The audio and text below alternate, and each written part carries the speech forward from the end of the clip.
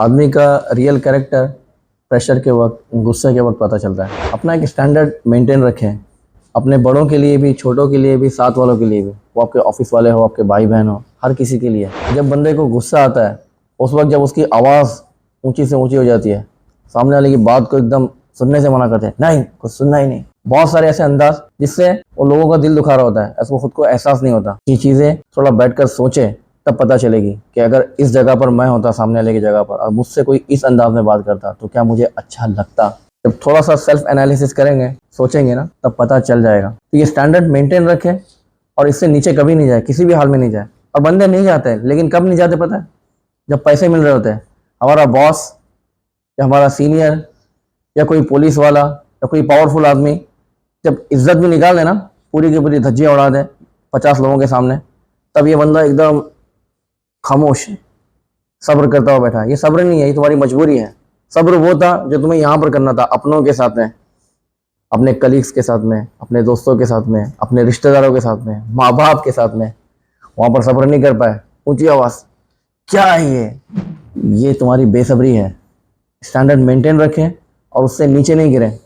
चलो इंसान है, कभी हो जाता है, उसके बाद में क्या करें? सॉरी, माफ़ी मांग ले।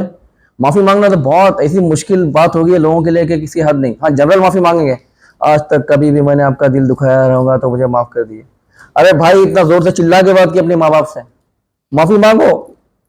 अम्मी मुझे माफ़ कर दो, अब्बा मुझे माफ़ कर दो, बाबा मुझे माफ़ कर दो, मैंने इतना ऊंची बात कर ली आपसे, भाई मुझे माफ़ कर दो। माफ़ी मांगना सीखे और माफ़ करना भी सीखे। दूसरों से माफ़ी की एक्सपेक्टेशन रखें नहीं, माफ़ कर दे। किसी ने अपना दिल दुखाया है ना, उसके लिए माफ़ कर दे, एडवांस में माफ़ कर दे या दिल दिल में माफ़ कर दे कि या अल्लाह मैंने माफ़ किया, तू भी माफ़ फरमा। हम लोग दूसरों को माफ़ करेंगे, अल्लाह ताला हमारी खताएं माफ़ करेगा।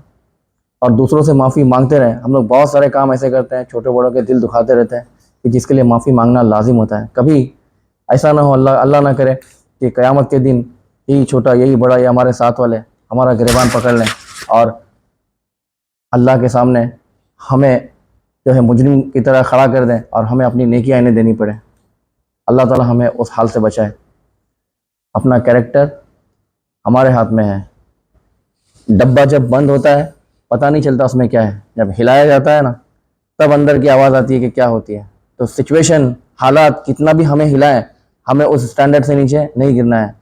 इस्लाम ने हमारी बहुत रहनुमाई की है और बेसिक चीज़ें हम भी जानते हैं कि किस अंदाज में किससे बात की जा सकती है मैक्सिमम लेवल पे। तो उसको मेंटेन रखें।